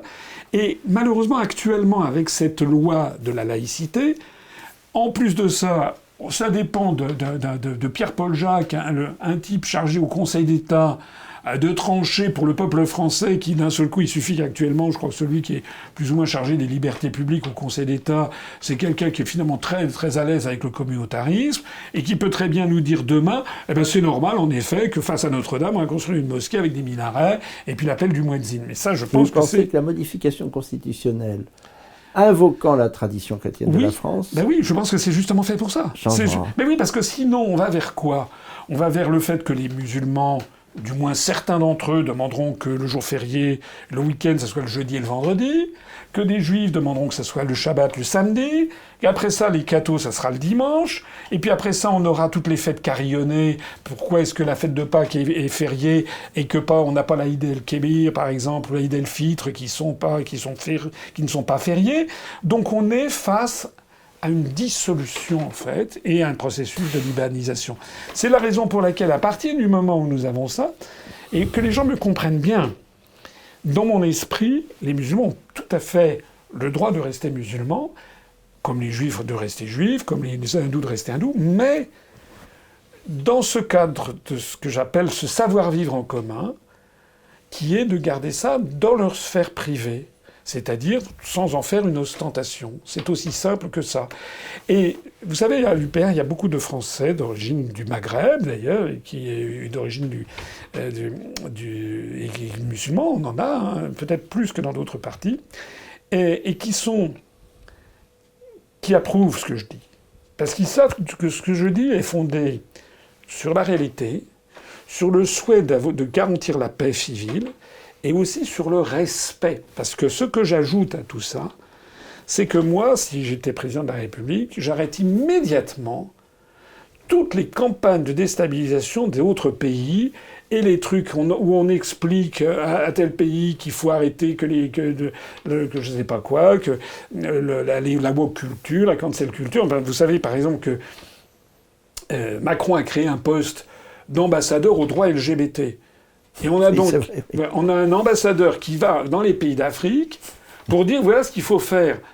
Le type, il a voulu arriver il est allé chez Paul Biya. Enfin, il voulait aller au Cameroun, chez Paul Biya. 92 ans, Paul Biya. Bon. Les autorités camerounaises ont déclaré persona non grata à l'ambassadeur de France aux droits LGBT. Mais enfin, c'est quoi ça ? En vertu de quoi ? Est-ce qu'on imagine l'inverse ? Toujours le racisme et la supériorité Mais oui, blanche. est-ce que l'on imagine l'inverse ? Que l'Iran est un ambassadeur... oui, ça existe. Pas ambassadeur, mais ils ont des ambassadeurs multiples. Oui, non, mais des pays musulmans un ambassadeur qui agitent une partie de la population. Oui, non, mais d'accord, mais qui viennent nous expliquer qu'il faut que toutes les femmes portent le voile. Ils auraient d'ailleurs du grain à moudre. Hein. Ils pourraient rappeler, par exemple, que dans les Actes des Apôtres, je ne sais plus à quel moment, vous avez donc Saint Paul qui dit effectivement que les femmes doivent se couvrir la tête. C'est une instruction formelle de Saint Paul. Il n'était pas féministe, Saint Paul. D'ailleurs, si vous regardez toute l'iconographie occidentale, parce que j'aime beaucoup l'art, notamment la peinture occidentale. Si vous regardez toute l'iconographie occidentale, toutes les femmes portent un truc sur la tête. Hein. On parlait de la mantille tout à l'heure. Regardez la Joconde. Regardez la Joconde de près. Elle a voilà. Regardez toutes les représentations de la Vierge. Toutes les représentations de femmes. Marie-Antoinette, elles ont toutes une voilette. Toujours. Alors, je reviens sur votre proposition constitutionnelle, qui est très importante. Elle consiste à dire que toutes les religions n'ont pas le même statut en France. Il n'y a pas égalité des religions. Elles auraient tout le droit à l'exercice du culte, comme c'est actuellement le cas, mais... Pas le même statut. Mais il y aurait un problème de type tradition qui fait que il y a une religion, parce que ça fait 1500 ans qu'elle est là, qui est celle dont on respecte le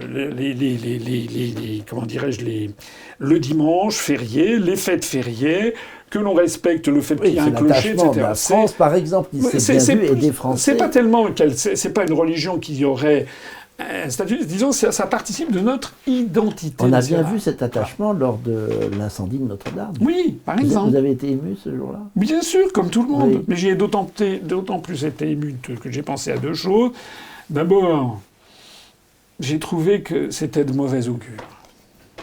Et j'ai toujours en moi, comme beaucoup de gens, il y a des symboles, c'est de mauvais augure. Ça sent pas... Enfin, sans parler de l'intentionnalité possible. Et la deuxième chose, c'est comment c'est possible. Bon. Alors je sais qu'il en pleine Semaine Sainte, enfin en tous les cas le lundi de la Semaine Sainte. Moi j'ai une maison de campagne dans la Nièvre. C'est un peu une vieille maison, mais elle date de 1880, c'est marqué dessus. Et dedans, il y a des poutres anciennes qui datent de 1880. Ça ne vole pas comme ça. Hein. Je peux vous dire que vous mettez un briquet pendant 5 minutes, ça n'a peut-être pas bougé. Hein. Je suis content que vous disiez ça. Et ce sont des poutres de 1880, pas des poutres du XIIIe. Donc il y a une guerre de religion, là. Bon, enfin bref, on saura sans doute jamais le fin mot de cette histoire. Mais j'ai trouvé, effectivement, je me suis posé des questions. Comment est-ce possible, d'une part? Deuxièmement, c'est mauvais signes. Mais moi, je suis quelqu'un d'essayer de positif. Et toutes les églises qui ont brûlé. Mais alors, c'est pour ça. Oui. Saint-Sulpice un mois plus tôt. Oui. Mais c'est pour ça. Combien d'églises martyrisées à travers la France dont on ne parle jamais? Absolument. Brûlées, abandonnées, détruites, saccagées. Absolument. Partout. Absolument. D'ailleurs, là, il se pose un vrai problème sur les fonds consacrés aux monuments historiques. Oui. Ainsi, je voudrais terminer mon propos. Moi, je suis choqué. C'est ce que je dis d'ailleurs à certains de nos adhérents. C'est que ce que je dis là, d'abord, je le dis avec précision, fermeté, autorité. C'est-à-dire que les gens qui voteront pour moi, ils savent ce qu'ils auront et ils savent ce qu'ils n'auront pas. Ce qu'ils n'auront pas, il n'y aura pas de chasse aux juifs, de chasse aux musulmans, de chasse à ci. Les gens, ils auront le droit d'avoir dans leur vie privée. D'ailleurs, en France, il y a des mosquées qui sont assez discrètes, et c'est très bien ainsi, où les gens peuvent aller vivre leur foi. Ça, ils l'auront. Mais ce qu'ils n'auront pas, c'est de pousser le bouchon trop loin. Ils n'auront pas l'imposition de quartiers avec des lois réservées, l'imposition, par exemple, d'une interdiction générale de l'alcool ou de la viande de porc, etc. Non, parce que nous sommes en France. Et puis ceux qui ne voudraient pas, qui ne seraient pas d'accord, ils ont toujours la possibilité d'aller ailleurs. Et je le dis d'autant plus que, pour moi, c'est réciproque. Il y a un problème qui est également celui de nos élites, c'est qu'ils ne regardent jamais ce qui se passe à l'extérieur. Moi, je suis en faveur de la réciprocité. Vous savez que tous les pays membres des Nations Unies, ils ont avalisé la charte de l'ONU. Et dans la charte de l'ONU, il y a la liberté de culte. Il y a des pays, l'Arabie Saoudite pour ne pas la nommer, où tout culte, à part celui de l'islam sunnite, est interdit. C'est une violation de la Charte des Nations Unies. Ou interdit en pratique, comme en Turquie. Voilà. Aller dire une messe en Turquie. Voilà. Donc ça n'est pas normal. Et donc que chacun, si on veut vivre en bonne intelligence et de façon pacifique au 3e millénaire, que l'on essaye de faire des efforts. Et parmi les efforts que moi je trouve que la France devrait faire, elle devrait absolument arrêter de vouloir donner des leçons de morale à la planète entière. Voilà. Il se trouve que les femmes voilées, les femmes ceci, les femmes cela, c'est un vieux fond anthropologique du Moyen-Orient qui remonte même avant l'islam. Regardez les matrones romaines, elles étaient toutes voilées, c'était bien avant l'islam. Exact. Arrêtons d'aller leur donner des leçons. Ils font ce qu'ils veulent. Et d'autant plus, et je le dis avec beaucoup de respect, je cite souvent cet exemple, j'avais emmené mes enfants il y a une dizaine d'années, en Égypte. Bon. Pour passer une semaine, j'avais pris un billet d'avion directement pour Luxor, avec un hôtel, et après, comme j'aime bien faire tout seul, mais ça j'avais fait avec mes enfants, le Winter Palace. J'avais montré c'est à Assouan, je crois, le Winter Palace. Non, c'est le Cataract à Assouan. C'est le Cataract. Bon, Winter Palace à Luxor. À Luxor. Mais moi j'étais allé au Sofitel. Enfin bon, bref, pas de publicité. Parce qu'il y avait une piscine qui était très bien pour les enfants, c'était bien. Et donc, je les avais emmenés voir le temple de Luxor, le temple de Karnak, la rive occidentale, la rive des morts. Le temple des morts. Et tout ça par moi-même, comme j'aime bien me débrouiller avec eux. Et qu'est-ce que j'ai vu? J'étais allé, quand j'étais étudiant, quand j'avais 18 ans, ça a quand même beaucoup changé, notamment un tourisme très très présent, notamment le fait que depuis le temple de Luxor, on voit un M jaune de McDo qui est juste à côté, bref. Mais ce qu'il y avait surtout à cette époque, c'est qu'il y avait des croisières sur le Nil, mais à un rythme effréné, il y avait toutes les 5 minutes un nouveau bateau qui arrivait. Vous savez, c'est un des... Et c'est donc quand ça se passe en 2004. Oui, parce que depuis, ça a beaucoup cessé. Ça a beaucoup cessé. Des attentats. Mais pourquoi y a-t-il eu ces attentats? Je veux vous le dire, c'est que moi, j'ai vu de mes yeux vus. J'étais allé en 1975, j'avais 17 ans. Luxor, c'était un truc complètement assoupi. J'y suis retourné donc en 2003, je ne sais plus quand.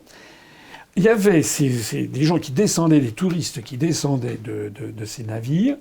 Il y avait énormément de touristes, notamment venus des pays de l'Est, en particulier, pour ne pas nommer, notamment de Bulgarie, etc., avec des jeunes femmes, style 24-25 ans, excusez-moi, elles étaient en string. Oui. Est-ce que vous imaginez ce que c'est qu'une femme, une blonde, aux formes généreuses, une jeune femme qui joue un peu les Américaines, qui débarque avec des tenues extrêmement légères en string? On est en Haute-Égypte. Non, j'ai vu ça. Et en plus, c'est ça, J'étais en poste à l'ambassade de France au Caire, j'ai vu ça, et et les scandales remontaient souvent à l'ambassade. Mais bien sûr. Donc comment...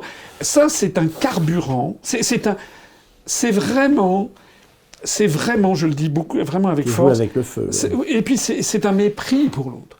Donc moi, je suis d'autant plus fondé à dire en France, les Français, ils ont un droit inaliénable à conserver l'identité de la France telle qu'on l'a toujours connue. Depuis des siècles et des siècles, voilà, avec une forme d'émancipation de la femme, la parisienne, la française, c'est connu depuis des décennies. C'est d'ailleurs ce qu'attendent, y compris beaucoup de Français d'origine immigrée, faut pas se leurrer.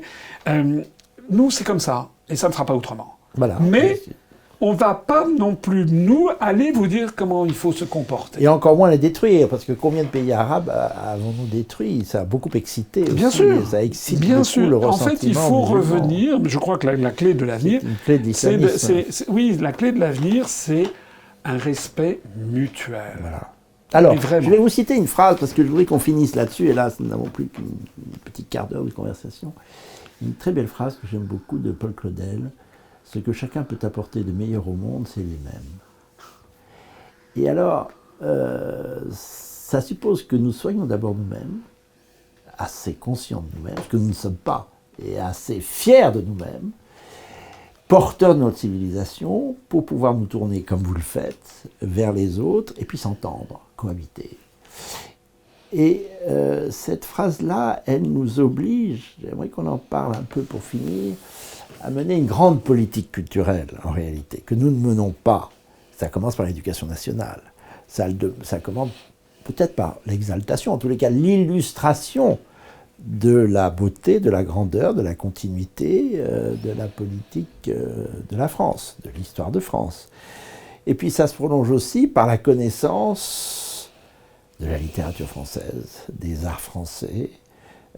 J'ouvre une parenthèse, d'ailleurs, vous êtes un de mes rares invités qui m'ait demandé un jour quel était l'auteur de la musique que l'on entend au début de nos conversations. Vous êtes le seul à vous y être intéressé, alors je vous réponds, je vous ai répondu. C'était les Boréades, oui. C'est les Boréades de Jean-Philippe Rameau, l'entrée d'Iphigénie. Non, de Polymnie, pardon, excusez-moi, je cherchais le mot, l'entrée de Polymnie, les Boréades de Jean-Philippe Rameau. Les Français ne connaissent pas leur richesse patrimoniale.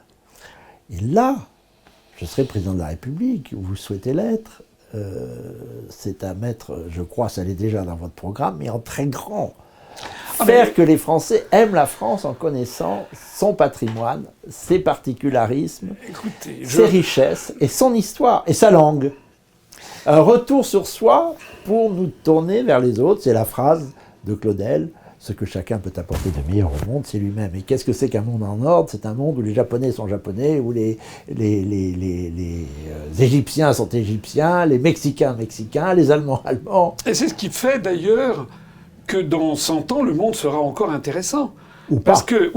Parce que si on est tous sur la même civilisation, une espèce de voilà, c'est ça, de mélange généralisé, Coca-Cola, voilà, ça n'a plus d'intérêt. Eh oui, ça n'a plus d'intérêt. C'est la mort du monde. Oui, c'est la mort du monde. C'est pour ça qu'on se met.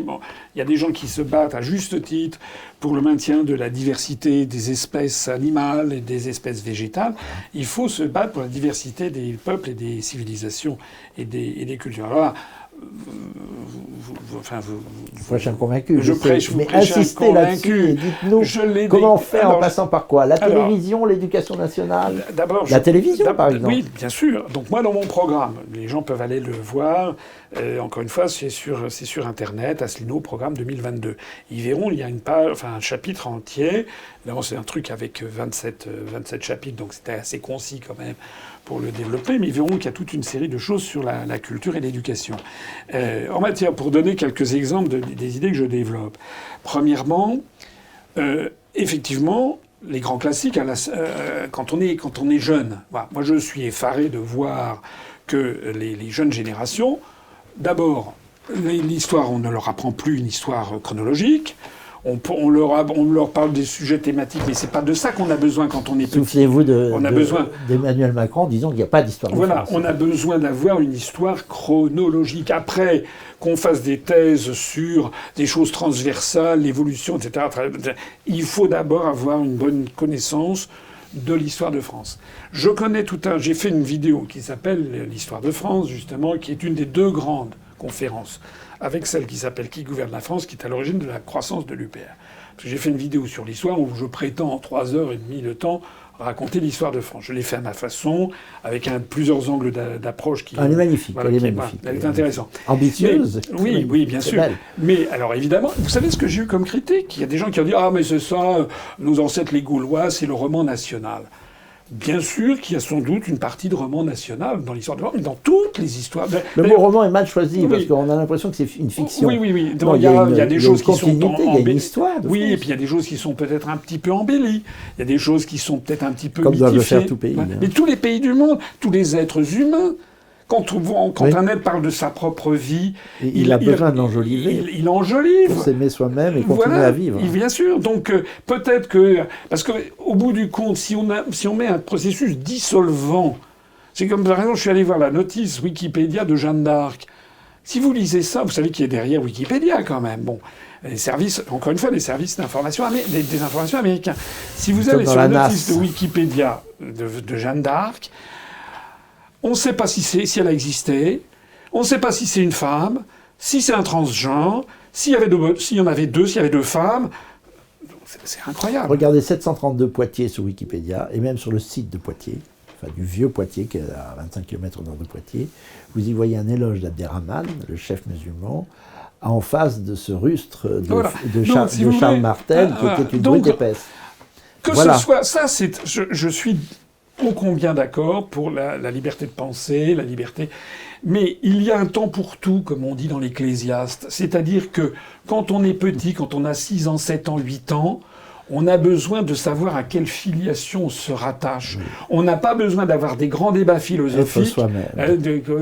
Exactement. Be yourself, disent les sadhus indiens à la fin de... C'est ça, en fait, être soi-même. C'est Automne, c'est Socrate. Connais-toi toi-même. Exactement. Et la fin de la phrase, et tu connaîtras l'univers et les dieux. Commence par être toi-même. Voilà. Et tu connaîtras l'univers entier. Pour en revenir de façon très pragmatique... que faire? Par exemple, donc, à l'éducation nationale, réintroduire une histoire linéaire, chronologique, insister sur l'importance de la chronologie, insister sur les grandes figures fondatrices de l'histoire de France. Bon. Premièrement, insister aussi en matière de littérature sur la connaissance des grands classiques. Moi, je vois des jeunes qui ont 15 ans, 16 ans, 17 ans. Alors, on leur fait lire, je sais pas moi, Christopher Isherwood, un romancier américain. On leur fait lire... c'est bien. Mais ils n'ont jamais lu le moindre livre de Balzac, ils n'ont pas lu Le Lys dans la vallée, ils n'ont pas lu Le Rouge et le Noir de Stendhal, ils n'ont pas lu Zola, ils n'ont pas lu l'Avare, le Misanthrope, je sais pas, quelques pièces de Molière, ils n'ont pas lu Andromaque ou Phèdre de François Racine. Villon, enfin. Ça peut être, donc, la principale... Il faut d'abord avoir les structures de base. Et là, il y a un travail de sable qui a été fait dans l'enseignement. C'est l'autorité de l'État de le restituer, de le reposer comme ça. J'ajoute qu'ensuite, il y a tout un travail de culture populaire à faire. Moi, je suis d'une génération, quand j'étais jeune, c'était du temps de De Gaulle, je suis désolé de le signaler, et ça a duré d'ailleurs jusque dans les années 70, il y avait à la télévision des pièces de théâtre. Ah voilà, Les Rois Maudits, par exemple. Mais des vraies pièces de théâtre. Il y avait, par exemple, il y avait Sophocle. Il y avait des pièces de théâtre du théâtre antique. Il y avait aussi l'Avare de Molière. C'était à la télévision française à 20h30. Et il y avait aussi des pièces plus légères, mais qui faisaient rigoler tout le monde. Moi, je me rappelle Un chapeau de paille d'Italie, vous savez, les pièces de La Biche, de Feydeau, etc., qui passaient, pas tous les soirs, bien sûr, mais il y en avait peut-être une fois par mois. Ça a complètement été éradiqué. On a quoi ? On a Hanouna. Donc, et on a des séries américaines. Et on a des séries américaines constamment. Donc il faut... On parle d'islamisation de la France, mais quand vous appuyez sur un bouton de télévision, vous ne voyez pas des prêches de la Mecque. Vous voyez des feuilletons américains. Tout le temps. Et et pareil à la musique. La colonisation culturelle est un énorme problème que personne ne soulève. Bien sûr. Moi, je le soulève. Allez-y. Je dis justement que c'est pas normal la colonisation des esprits. Donc, j'avais d'ailleurs proposé, c'est dans mon truc culturel, c'est que à la télévision française, du moins à la télévision publique, j'avais proposé la renationalisation de TF1 et qu'on donne à TF1 un cahier des charges culturelles, mais un sérieux. Par exemple, avec de temps en temps une pièce de Molière, une pièce de Racine.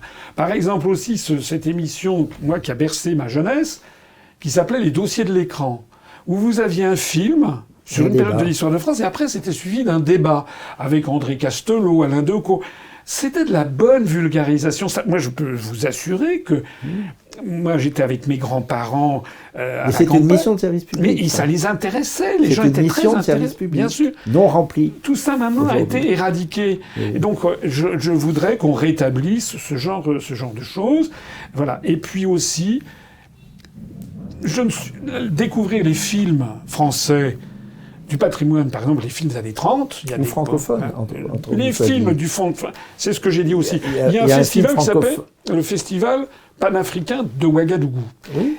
Au Festival panafricain, il y a tous les 2 ans, on attribue les jurys un étalon. C'est l'étalon d'or, c'est l'équivalent de la Palme d'Or du Festival de Cannes. C'est l'étalon d'or de Yenengwe, je crois, qui est attribué au meilleur film du Festival panafricain. Sur ces festivals des films panafricains, il y a 70% de films francophones. Est-ce que vous avez déjà vu à la télévision française une seule de ces palmes d'or? Jamais.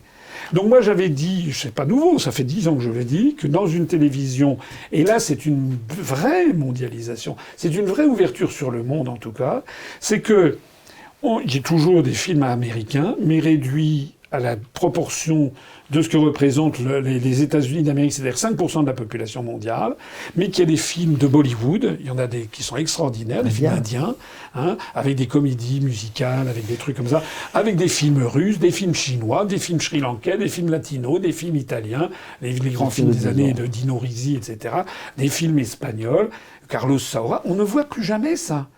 Donc, montrer que nous ne sommes pas fermés sur nous-mêmes, nous sommes au moins ceux qui sont fermés sur nous-mêmes, ce sont ceux qui ont le pouvoir aujourd'hui et qui nous imposent constamment la culture, la sous-culture américaine. Et qui nous coupe du monde.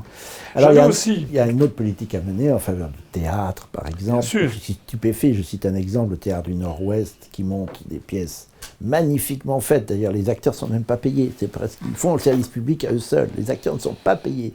Ils montent tout le répertoire de Molière, dont vous parliez à l'instant. Absolument. Et quelquefois devant 5 ou 6 personnes. Quelquefois, il y a une dizaine d'acteurs et 5 ou 6 personnes parmi les spectateurs. Plus aucune politique culturelle. Alors, mis à part les copains et les coquins de la ville de Paris qui montent des cochonneries, et alors à ce moment-là, ils sont subventionnés. Alors ça fait là, partie il y a aussi, quelque chose d'énorme. Ça fait partie d'un une politique culturelle. Il y a un grand coup de balai aussi à mener, c'est le ministère de la Culture est devenu, comme d'autres ministères, un ministère qui on a des abonnés, des associations, c'est des copains, qui font des choses qui sont très très souvent nulles, mais qui sont abonnés sur fonds publics. Et c'est un point. Moi, je pense que le devoir numéro 1 du ministère de la Culture, outre intervenir sur notamment les émissions de télé du service public, qui devraient avoir Malraux s'en souciait, je sais. Oui, avoir un cadre culturel. Il devrait y avoir un grand effort qui devrait être fait sur le patrimoine français. Ça veut dire quoi? Ça veut dire d'abord la connaissance du patrimoine. Il faut que les Français se rendent compte d'un truc, c'est qu'on est un des pays qui a le plus riche patrimoine au monde. Voilà. Avec peut-être l'Italie, sauf que le nôtre est plus diversifié. Parce que nous, on a justement la composition ethnique française, ça touche un peu au monde celtique, au monde germanique, au monde latin, etc. Donc on a un patrimoine extraordinaire et qui n'est pas suffisamment mis en valeur. J'avais des idées aussi assez iconoclastes. Je me permets de vous en livrer une. Je considère Alors moi, on me dit que je suis jacobin parce que je considère que la France doit être un État où il doit y avoir une certaine centralisation et que les Français, ils aiment bien que tout le monde ait le même type de loi. Je suis contre toutes les expérimentations, les trucs et les machins qui en fait promeuvent la disparition de l'unité nationale.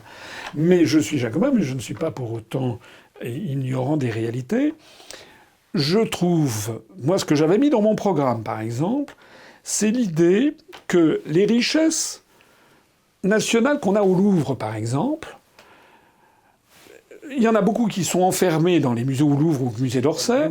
Bon, eh bien, pourquoi on ne les met pas en province? Alors on a trouvé, maintenant on les envoie à Dubaï. Enfin, c'est quand même incroyable. Il y a le Louvre à Dubaï ou à Abu Dhabi, je sais plus. Bon, je suis pas contre le fait, mais moi j'avais fait une proposition spectaculaire. Réfléchissez à cette proposition. Il y a de très beaux musées de province, de très beaux. Mais moi j'avais proposé, je propose que l'on construise à côté de Chambord, un musée Léonard de Vinci. Pourquoi Chambord? Parce que de plus en plus, maintenant tout le monde, tous les historiens de l'art savent que Chambord a été très probablement conçu par Léonard de Vinci en personne, notamment l'escalier à double révolution qui part de la cave qui va jusqu'au grenier. On pourrait même envisager de l'installer dans le château de Chambord, mais il y a peut-être des problèmes de sécurité. Et je propose que les 4 ou 5 tableaux que nous avons de Léonard de Vinci qui sont au Louvre soient définitivement mis dans ce ou au Clos Lucé, à Amboise. Ou au Clos Lucé, à Amboise, où est mort Léonard de Vinci, c'est la même région, mais il y a des problèmes peut-être non seulement de protection, de sécurité, mais aussi de flux des touristes. Les gens resteraient 2-3 jours de plus en France, justement, ils iraient du coup voir les châteaux de la Loire, on aurait un phénomène économique extraordinaire, et en plus, ça ne serait que justice, puisque ces tableaux que Léonard de Vinci est venu avec depuis quand il a fui le duché de Milan, c'était dans la cour des Valois, c'était dans le Val-de-Loire. Donc historiquement, c'est justifié, et c'est la Révolution française qui a ramené ça à Paris. Mais j'en ai 2 autres comme ça. Par exemple, vous avez, je sais plus quoi, la Meule ou je sais pas quoi, un tableau de Van Gogh qui a été peint à Saint-Rémy-de-Provence. Actuellement, il est au musée d'Orsay. Il n'est pas présenté, il est dans les sous-sols. Pourquoi est-ce qu'il n'y aurait pas à Saint-Rémy-de-Provence, là où on voit l'endroit où Van Gogh a été comment dirais-je, interné pendant quelques temps à Sainte-Mande, d'ailleurs, pourquoi on ne ferait pas là un musée Van Gogh? Ça draine des millions de personnes. Voilà des exemples d'idées que j'avais développées. Il y en a bien d'autres. Il y a aussi consacré beaucoup plus de fonds de l'État à restaurer le patrimoine public, parce qu'au bout du compte, au 3e millénaire, c'est quand même le pétrole de la France. Un des pétroles. Le problème dans tout ce que vous dites, c'est que nous sommes accablés par le malheur en disant que nous sortons de l'histoire, mais nous sommes sur un tas d'or. Bien sûr. Le domaine maritime dont nous parlions, la francophonie et l'Afrique dont nous parlions, bien sûr. Notre patrimoine culturel, notre voix dans le monde, nos armées, tout de même. Bon, elles sont partout dans le monde. Que de richesses. Quel est le président de la République qui va les exalter, les ordonner, les organiser pour restaurer le pays? Je vais vous citer, si vous parliez de la culture, je vais vous citer un autre point qui me tient à cœur, c'est la musique. La musique baroque française. Qu'est-ce que vous aimez en musique, Françoise Liban? Alors, je voulais en parler tout à l'heure à propos de Rameau, mais on est parti sur autre chose. Alors, j'aime bien la musique. C'est vrai que j'aime bien la musique, disons, de la Renaissance et la musique baroque. Mais je ne le limite pas, en fait, à la musique française. Voilà, j'aime bien... bien sûr. J'aime bien Monteverdi avec les... Buxtehude, connaissez-vous Jean-Gilles? Buxtehude, oui. Jean-Gilles, non. Mais non, mais j'aime beaucoup... Et vous savez, si je vous en parle... Vous savez que De Gaulle, du temps de... Lui, faisait très souvent... Il y avait des... Je pense même qu'il du temps de De Gaulle, il y avait des représentations des Indes galantes. Mais non. Alors, non, je vais vous dire non. Ça, pour le coup, je connais le sujet. Presque tout le patrimoine de musique baroque française, alors il y a eu du Vivaldi, etc., n'était plus joué au 19e et même plus au 20e. Il a fallu que ce soit quelques étrangers, Herweg, et par-dessus tout William Christie. William Christie. Et des avec les arts Américains florissants, oui. Qui restaurent un art c'est vrai. baroque français que les Français avaient complètement mis de côté. Pas seulement français. Un peu à cause de la Révolution française, parce que la musique française français. était à la fois une musique de cour, donc bannie, et une musique chrétienne, donc bannie par la Révolution. Donc on s'est tiré une balle dedans. Mais alors là, pour le coup, je serais comme pour la peinture. Et pareil. Parce que les gens, vous savez, j'ai connu des professeurs au Collège de France qui sont décédés maintenant. Je pense à Yves Bonnefoy, je pense à Marc Fumaroli, des gens comme ça, que je connais personnellement, que je connaissais. Bon, disparu, hélas. Et quand on parlait un petit peu politique, et quand ils étaient choqués, quand je leur disais, mais pour sortir de l'Union européenne, mais ils étaient intelligents, et ils disaient, ils avaient une vision de personnes qui maintenant qui sont décédées, donc ils avaient, je sais pas, 75, 80, 90, quand j'en parlais de ça il y a 15-20 ans, parce que pour eux, ils disaient, mais enfin, l'Europe, c'est Goethe, c'est Dante, c'est Cervantes, c'est Shakespeare. Comment est-ce que vous pouvez être contre ça ? Et je leur répondais, vous savez ce qu'avait dit De Gaulle sur la fameuse phrase avec l'espéranto, le voilà plus qu'intégré. Les Allemands. Il dit que je ne suis pas sûr que, je ne sais plus ce qu'il cite, Dante, Goethe et Chateaubriand, voilà, auraient apporté quoi que ce soit à l'Europe si c'était exprimé. S'ils n'avaient pas été respectivement italiens, éminemment allemand, et français. Voilà. Eh bien, c'est toujours la même phrase. On est toujours la même phrase de Claudel. Aujourd'hui. L'Europe, je leur disais ça, ils ne savaient pas à quoi me répondre, parce qu'ils savaient que j'avais raison. Mais les jeunes Européens aujourd'hui, ils connaissent quoi ? Ils connaissent Michael Jackson, ils connaissent, je ne sais pas. Mais c'est un fait impérial, en réalité. Mais quand vous parlez à des jeunes aujourd'hui de Cervantes, de Gréco, de Camoens, je sais pas, de Dante Alighieri, de Goethe, de Kafka, ils ne savent pas. Ils ne savent pas qui c'est. Et c'est d'ailleurs pourquoi ils sont si peu tournés vers le reste du monde, parce qu'ils ne se connaissent pas. Voilà. Alors là, pour le coup, par exemple, sur la peinture, moi j'adore la peinture, notamment la peinture de la par Renaissance. exemple ? Alors le Lorrain ? Alors en France, oui, bien sûr, le Lorrain. Moi j'aime bien un peu la même époque, les années 1600, donc j'aime bien Mignard, par exemple, ou j'aime bien la peinture de cour. Bon. La peinture française, c'est tout un ensemble. Au XVIIIe. Madame Vigée-Lebrun, est quand même extraordinaire. Elle est une femme peintre. Proche de Marie-Antoinette. Tout à fait extraordinaire. De la suite de Marie-Antoinette. Et puis l'impressionnisme français, c'est absolument génial. On a des choses qui sont magnifiques. Vous avez un peintre de prédilection, par exemple ? Je sais pas. Le questionnaire de Proust, il y en a trop. Oui, c'est ça, je sais pas. Ou un musicien de prédilection ? Un musicien de prédilection, alors il n'est pas forcément français, mais il est européen. Il est de la période baroque. Ouais. C'est pas du Asselineau, ça. Ouais. Mais oui, mais je ne suis pas fermé. Qui dites-vous, pardon, excusez-moi ? J'aime beaucoup Handel. Ah, Handel, oui. Notamment les opéras. Beau, vous savez, Cléopâtre. le Xerxès. Ah oui, il est long, mais magnifique. Mais ça arrive très vite, au bout de quelques minutes. Un andante qui est Ombra Mai Fu. Ah, qu'on chante souvent aux obsèques, oui. Qui est très belle, très beau morceau. Et d'ailleurs, je l'ai fait chanter au moment des obsèques de ma mère. Oui. Et c'est un morceau de musique. C'est moi aussi, il y a 2 mois. C'est vrai ? Oui. C'est incroyable. Oui, c'est absolument extraordinaire. C'est vraiment. Et là pour le coup. Bartholdi. Et là, pour le coup, là,